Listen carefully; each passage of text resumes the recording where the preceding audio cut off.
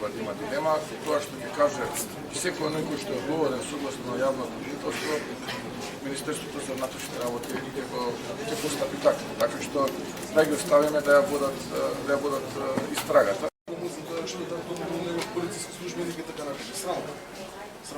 Но, работи на просвета неговото идел. Оваа набавка која што беше спорна, да речеме, во јавноста, не од законски аспект, туку од аспект на тоа што немало критериуми доволно во рамки на тендерската документација, само помалата набавка. Сега треба да следи поголема набавка, која што се однесува на сите униформирани полициски службеници, не само на специјалните сили. Таа, ако беше, например, да речеме,